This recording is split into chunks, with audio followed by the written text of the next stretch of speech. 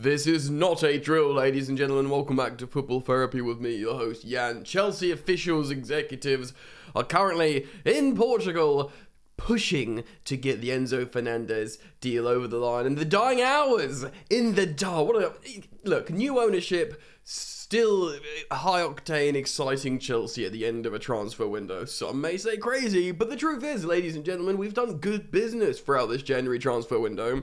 And I'm generally very happy. Of course, Chelsea are signing a lot of very young, talented players on very long contracts to evade the financial fair play rules in the sense of spreading out costs. We've spoken about it many times, amortization, and of course the news is UEFA may change that rule in the summer. So suddenly, get things moving now. Of course, we announced and confirmed Malo Gusto, the French right back, the 19-year-old who plays for Lyon, who we bought, stuck on a long contract, and then loaned him back to Lyon, so we got the deal done now.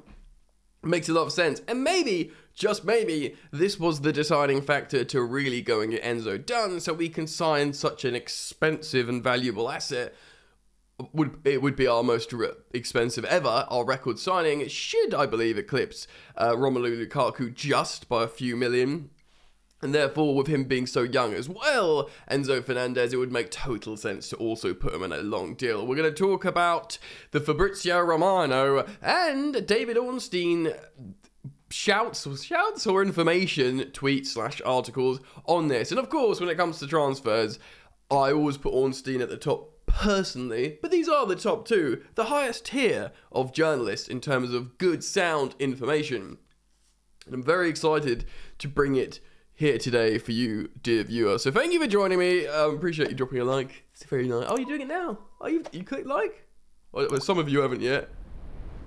Alright. You're welcome to subscribe, and you should you choose to do so, you should hit that sweet, sweet bell, baby. Oh, there you go. I'm getting too big and muscular for the studio.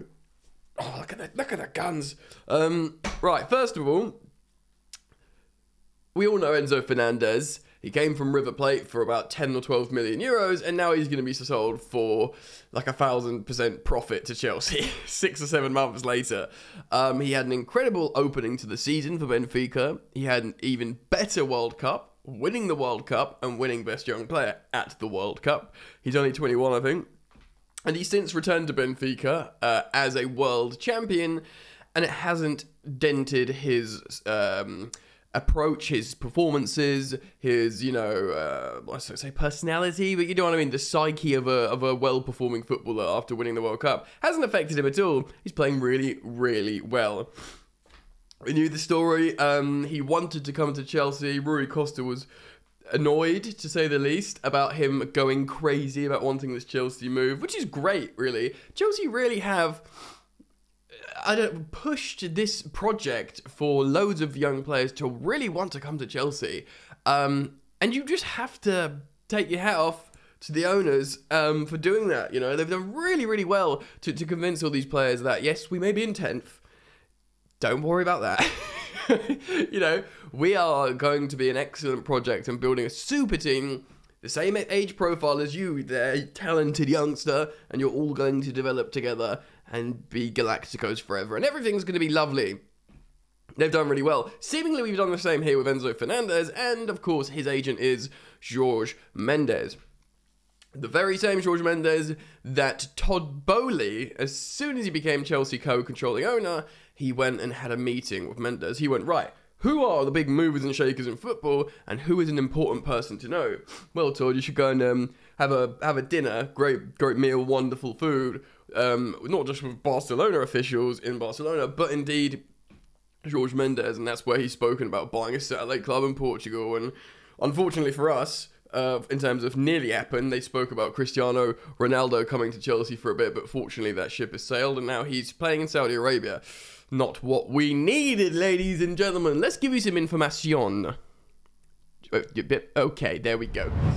So, Fabrizio Romano is saying Todd Boehly and Benedict Barley are really pushing for ENZO. They're prepared to offer crazy money and prepared to meet the £105 million. So that would be £7 million more than Romelu Lukaku clause value. They want to get him immediately to stop other top clubs getting Enzo in the summer. Enzo's position is, as for the player, if clubs reach an agreement, he's happy to go to Chelsea. In the last hours, Rui Costa is still insisting on keeping him. Like, Rui Costa really wants to keep Enzo Fernandez at the club. I was just listening to the London is Blue podcast talk about this a little bit. I haven't finished the episode because it's been a frantic morning, but Nick Villaney, one of the hosts, made a valid point on this, saying the truth is Rui Costa will not keep him, but Benfica as a club, they make a lot of money through selling assets, of course. You know, Darwin Núñez, most recently, they make loads of high-profile, high-money transfers. They buy low, sell very high. They will know that this is an opportunity to sell an asset at peak value, a World Cup winner after just a few months. In the summer, he won't go for the same amount of money. So for a while, they're thinking, it might be worth that a little bit less value because we might go really far in the Champions League and we'll definitely win the league and with Enzo. So they're probably thinking about that. But also, what if he gets an injury?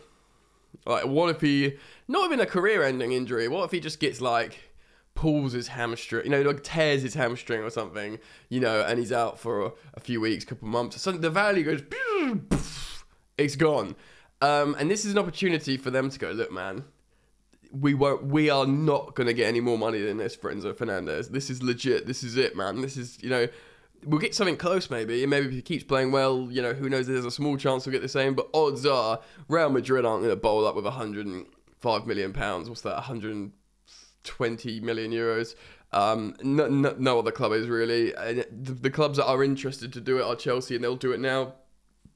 Chelsea, of course, want to do it in installments. Let's see what David Ornstein is saying. You might also have seen this morning that the Pedro Porro deal for the young wing-back, full-back from Sporting has fallen through going to Tottenham. So, you want some good news? There you go. Just great fun, isn't it? Right. So we're going to talk about Enzo's. This is on David Ornstein's column on The Athletic. And he says this. Talks over a move for Enzo Fernandez from Benfica to Chelsea. Wait for it. Have advanced.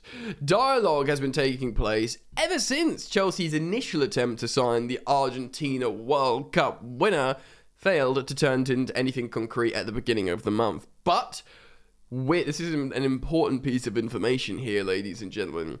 But with the continued help of prominent intermediary Jorge Mendes in recent days, like I said, big Todd Boehly making all the right moves early doors in his Chelsea ownership tenure, making sure he's on the right side of Jorge Mendes. So the discussions have moved forwards. Fernandez, 22, I was 22, so not 21. He's bloody old, he's finished, mate. Get him out of here, 22-year-old. Has a release clause of £106 million. We've offered 105, which is essentially the same amount of money, which is $128 million. I don't know why we're speaking in dollars, but for you Americans, there you go. And Chelsea were adamant they would not pay that price. But the new ownership at Stamford Bridge will now be willing to go to such lengths if the payment terms are right, and given the desire to secure Fernandez before a bidding war ensues in the summer. Interesting, because I still stand by my point in terms of a bidding war. I don't think they'll get more than, 120 million euros. But what they might have in the summer is clubs bidding 80, 90 million, and then loads of clubs are in for him. And when loads of clubs are in for him, they can pitch projects to him, and then Enzo as a player can have his head turned. So yeah, there is that as well. So it's basically getting him while he wants to come to Chelsea, and while you don't have people fighting over him. Kind of makes sense. Yeah, so bidding war ensues in the summer. It remains unclear if the deal will be done. Of course, it's a record transfer signing on perhaps deadline day by the time we have a look. But there are no other players involved at this time. Yeah, I think we haven't heard any more from Caicedo, and I think that's probably for the best. He looks like a good player, but they are asking for like £70 million for Moises Caicedo, and I think that's too much for him. So why Enzo Fernandez? Because he is an absolute gem. This kid sits comfortably in any part of midfield. He can play CDM, he can be combative, but he plays more like a sort of quarterback, like a deep-lying Cesc Fabregas, and not a metronomic regista like Jorginho that just recycles the ball quickly. No, put your foot on the ball, look up, key passes, assists, attack. Starting the attack from deep. That's what we need.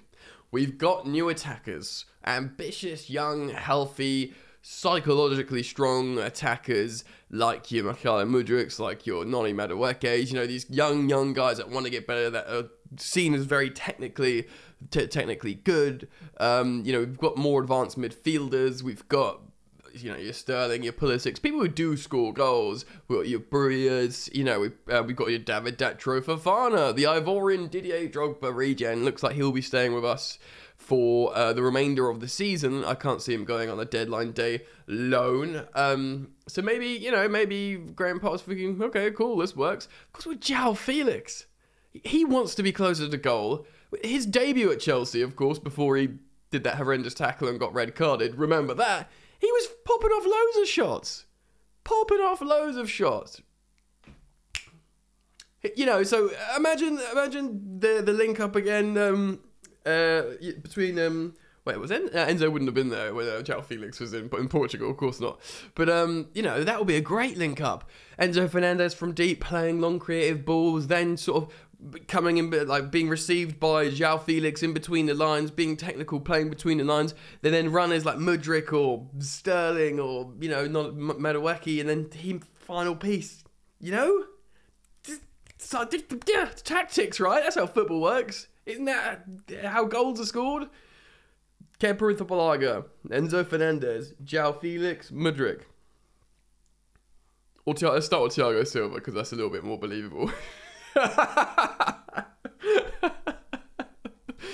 Shout out Kepa, man. He's been alright. What do you think? Let me know. Let me know. I want to hear what you think. Is it worth the money? Are you gassed? Will it happen? Comment all your beautiful thoughts, musings, and opinions down in the comment section below. And then I thank you for dropping a like on the video. Obviously, subscribe.